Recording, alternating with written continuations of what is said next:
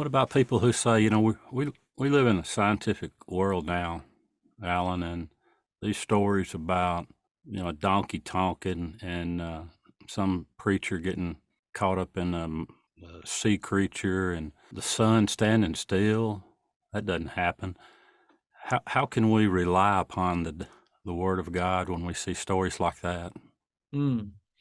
Well, that is a challenging question because in a lot of these examples, there's no way to sort of independently um, get data on that. Like, for example, you know, Jonah and the great fish. Like, I don't know how you could have evidence of that because it happened. It was an event. That fish is dead. Jonah's dead. There's no like DNA evidence you could pull up. So it is hard to show that's the case. Now, that's not all of them. Like, not all miracles are not verifiable. Some, I would argue, are. In fact, I think the resurrection of Jesus does have ways that we can actually evaluate. But for these other ones that are like the sun stood still and Jonah and the great fish, um, it doesn't trouble me, and here's the reason why.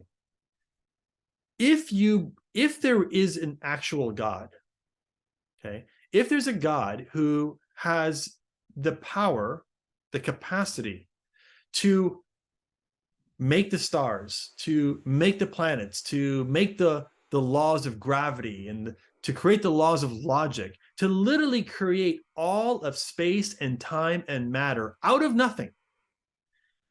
If he's got the power to do that, for him to have a man survive in a fish or to stop the sun in the sky for a day or or an hour, like, this is like super, super easy for a God who can create all space-time matter out of nothing. Yes. Now, I'm not, some people have accused me of saying, well, Alan, so you're just basically, punting to this sort of like you have no answer. But the reality is, no, I think it logically makes sense. If there's a God who can do these things, then doing, create the universe out of nothing, then he can certainly do these smaller things. So then the question becomes, well, do we have any evidence that God exists, that the God of the Bible is a real God? Well, I think we do have evidence for that. I think we do have reasons. So in other words, the way I'd go about, someone were to ask me, well, what evidence do you have that Jonah survived in the belly of a fish? Let's say it was a skeptic or an atheist asking me that. I wouldn't turn directly to the arguments for Jonah and the fish. What I'd do is I'd say, well, I'd first ask him this: if you could be shown that there is a God who's powerful enough to create the universe out of nothing, wouldn't it then make sense that he also has the power to do these other things that are much lesser? And if he says yes, then I would go about maybe trying to show him some reasons why God exists. So that's the way I go about addressing some of those miracles that don't have any way, like Balaam's donkey, donkeys. There's no way you couldn't even get data on that because it happened in a moment and it ended, So it's not you can go back and verify that. But if there's a God who can make donkeys in the first place out of nothing, then making a donkey talk is no big deal. Yeah. So that's kind of how I approach that question. Yeah. Yeah.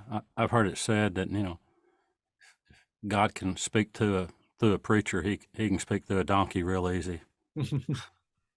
That's right. And, That's right. and, Yeah, sure.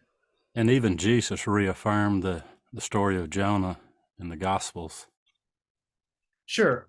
Yes. Yeah. Jesus does attest to a lot of the miraculous events. So, but then, I mean, someone might still say, well, but why should I trust Jesus? And so now you'd have to have, back up. But as I said, actually, I don't think all miraculous events are unverifiable. I actually think the resurrection has a lot of historical evidence that we have data for to evaluate.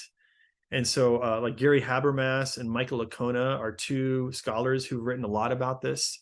They have a couple of books, I think, on the historical evidence for the resurrection of Jesus.